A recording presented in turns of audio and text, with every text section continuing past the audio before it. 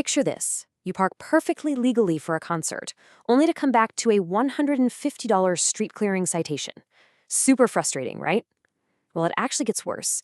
You log online to pay, and suddenly the city's website is demanding $300 because your ticket was mysteriously entered twice.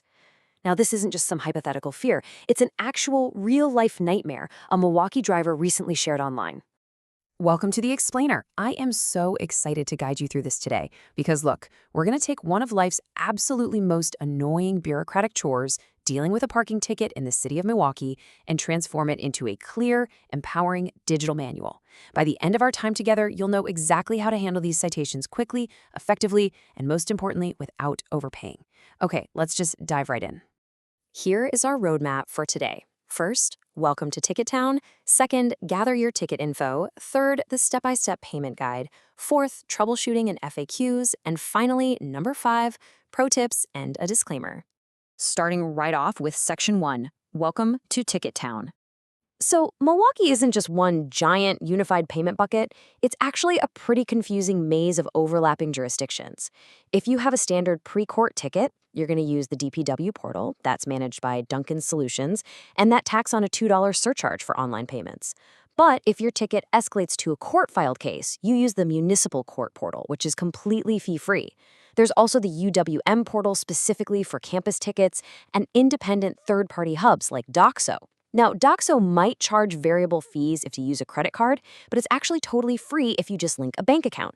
Basically, knowing exactly which door to walk through is going to save you real money. Moving on to Section 2, gather your ticket info. Before you even open up your web browser, you gotta be prepared. Going in blind is literally only going to lead to error screens.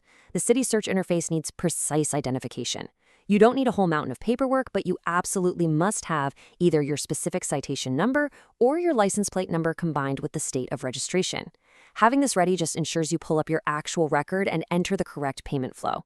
All right, Section 3, our step-by-step payment guide.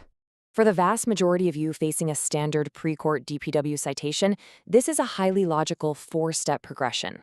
Step 1, navigate directly to the official portal at dsparkingportal.com/Milwaukee. Step 2, enter your citation or license plate info. Step 3, once your ticket pops up, just verify it's actually yours and click Add to Basket. And Step 4, select your payment method and hit Pay Now.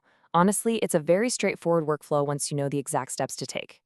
But you definitely need to keep this number in mind. $2. Whether you use MasterCard, Visa, or Discover Online, or even if you decide to call their automated phone line to pay, you will trigger this flat convenience fee.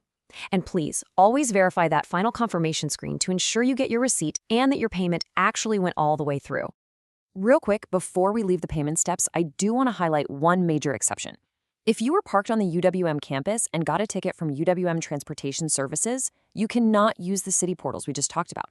You have to go straight to the university's specific website at uwm.edu/transportation/citation. And definitely take note here, they require you to handle this within 15 days. Let's jump into Section 4, troubleshooting and FAQs. Look, technology isn't perfect, and bureaucracy certainly isn't either. Take this pretty wild cautionary tale from a frustrated Reddit user.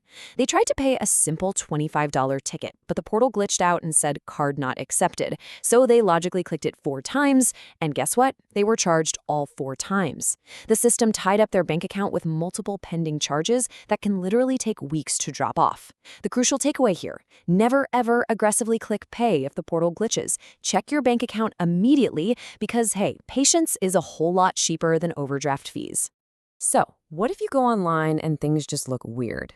Let's say scenario A, your ticket isn't showing up at all. If it's a handwritten ticket, it might honestly just need time to be manually entered by a clerk. You just need to wait a bit and check again. But scenario B is much more dangerous. This is when 2 identical tickets for the same exact incident are showing up online, just like that Edison Street driver from the beginning of this explainer. This happens when a parking checker accidentally double enters the citation. If you see this, whatever you do, do not just pay both. You need to contest it immediately by calling the Violations Bureau to get that duplicate dropped. And what happens when the city is actually in the wrong? Well, you can fight back. Look at this real case reported by Pine AI.